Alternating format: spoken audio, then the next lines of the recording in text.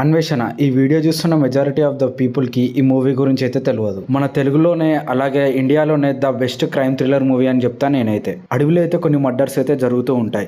ఇంతకీ ఎవరు చేస్తున్నారు, ఆ కిల్లర్ ఎవరు అనేది ఈ పాయింట్ మీద అయితే ఈ మూవీ అయితే నడుస్తూ ఉంటుంది. ఆ ఓల్డ్ మూవీలే అంతగానం ఏముంటుందని మీరైతే వదిలేయకండి.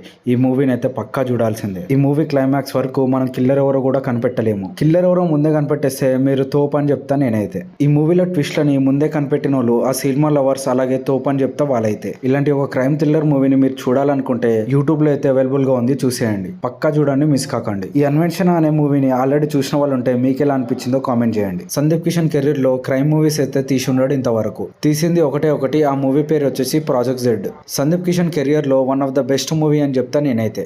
మూవీ స్టార్టింగ్ అయ్యే ఒక మర్డర్ అయితే జరుగుతుంది. ఈ మర్డర్ చేసిన కిల్లర్ అయితే సందీప్ కిషన్ అయితే పట్టుకుంటాడు. ఆ మర్డర్ చేసిన కిల్లర్ సూసైడ్ చేసుకుని అయితే చనిపోతాడు. ఇందులో ఏముంది, ఆ కిల్లర్ చనిపోయాడని మీరు అనుకోవచ్చు, కానీ ఇప్పుడే అసలైన స్టోరీ అయితే స్టార్ట్ అవుతుంది. కొన్ని రోజుల తర్వాత ఇదే ప్యాటర్న్ లో ఒక మర్డర్ అయితే జరుగుతుంది. కిల్లర్ చనిపోయాడు కదా, మళ్ళీ అదే ప్యాటర్న్ లో ఎలా మర్డర్ జరిగిందని అందరూ షాక్ అవుతారు. మళ్ళీ కిల్లర్ అయితే పట్టుకుంటాడు, కానీ మళ్ళా వాడైతే సూసైడ్ చేసుకొని చనిపోతాడు. ఈ మర్డర్ చేయడం, మళ్ళా కిల్లర్ తనంతా తానే సూసైడ్ చేసుకొని చనిపోవడం అసలు ఏం అర్థం కాకుండా ఉంటుంది. ఇంతకీ సందీప్ కిషన్ ఈ కేసుని సాల్వ్ చేశాడా లేదా అని తెలుసుకోవాలంటే ఈ మూవీ అయితే చూడాల్సిందే. బెస్ట్ క్రైమ్ థ్రిల్లర్ మూవీస్ లో ఇదైతే ద బెస్ట్ అని చెప్తా నేనైతే. ఈ మూవీ మనం చూడాలనుకుంటే యూట్యూబ్ లో అయితే అవైలబుల్ గా ఉంది, చూసేయండి. కపటదారి మూవీ స్లోగా ఉన్న క్లైమాక్స్ ట్విస్ట్ కోసం అయితే ఈ మూవీ అయితే చూడాల్సిందే. సుమంత్ గారు చేసిన మూవీస్ లో one of the best movie అని చెప్తా నేనైతే. క్రైమ్ థ్రిల్లర్ మూవీస్ అయితే సుమంత్ గారు ఇప్పటివరకు చేయలేదు, కానీ ఇది ఒకటైతే చేశారు. సుమంత్ గారు ఈ మూవీలో ట్రాఫిక్ పోలీస్ గా అయితే చేశారు, కానీ క్రైమ్ ఇన్వెస్టిగేషన్ చేయడం అంటే చాలా ఇష్టం. ఇది ఒక క్రైమ్ ఇన్వెస్టిగేషన్ థ్రిల్లర్ మూవీ, కానీ ఈ మూవీలో ఇన్వెస్టిగేషన్ చేసి కిల్లర్ ని పట్టుకునేది సుమంత్ గారు, అంటే ట్రాఫిక్ పోలీస్. ఈ మూవీలో క్లైమాక్స్ లో ఒక ట్విస్ట్ అయితే ఉంటుంది, అదైతే హైలైట్ అని చెప్పుకోవచ్చు ఈ మూవీకి. సుమంత్ గారు ఈ మూవీలో 40 years బ్యాక్ కేసుని అయితే సాల్వ్ చేస్తారు. ఈ మూవీలో స్కిల్స్ అయితే చాలా బాగా ఉపయోగిస్తాడు సుమంత్ గారు. ఆ స్కిల్స్ ఏంటి, ఆ కిల్లర్ ఎవరు, ఆ 40 years బ్యాక్ కేసు ఏంటి అని తెలుసుకోవాలంటే ఈ మూవీ అయితే చూడాల్సిందే.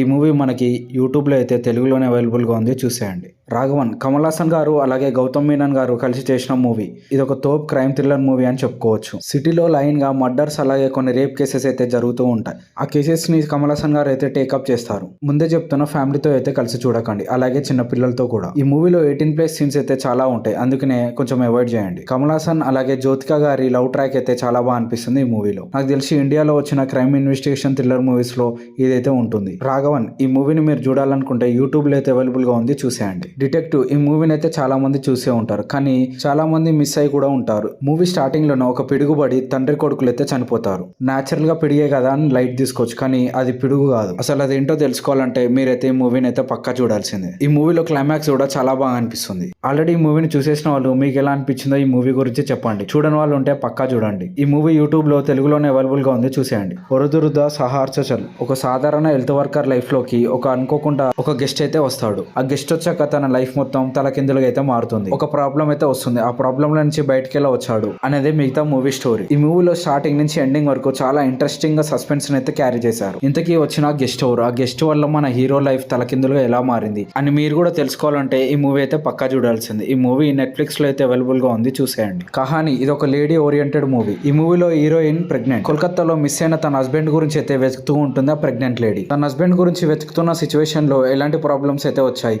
అలాగే ఎలాంటి స్ట్రగుల్స్ అయితే పడింది ఈ లేడీ అనేది మూవీ ప్లాట్. ఈ మూవీ మనని చాలా కన్ఫ్యూజ్ అయితే చేస్తుంది, అలాగే క్లైమాక్స్ లో అయితే ఒక ట్విస్ట్ అయితే ఉంటుంది, అది హైలైట్ అని చెప్పుకోవచ్చు. ఇంతకీ హస్బెండ్ ఎవరు, ఎలా మిస్ అయ్యాడు అనేది మిగతా మూవీ స్టోరీ. ఈ మూవీలో హీరోయిన్ పర్ఫార్మెన్స్ అయితే హైలైట్ అని చెప్పుకోవచ్చు ఈ మూవీకి అయితే. ఈ మూవీని మీరు చూడాలనుకుంటే నెట్ఫ్లిక్స్ లో అయితే అవైలబుల్ గా ఉంది, చూసేయండి. ఓకే గైస్, ఇలా వీడియో అయితే ఇంతే. నేను చెప్పిన మూవీస్ లో ఏ మూవీ మీరు చూసారు, మీకు ఏ మూవీ బాగా నచ్చింది అనేది కామెంట్ సెక్షన్ లో అయితే కామెంట్ చేయండి. ఒకవేళ ఈ వీడియో నచ్చుంటే please like, share and subscribe. Thank you.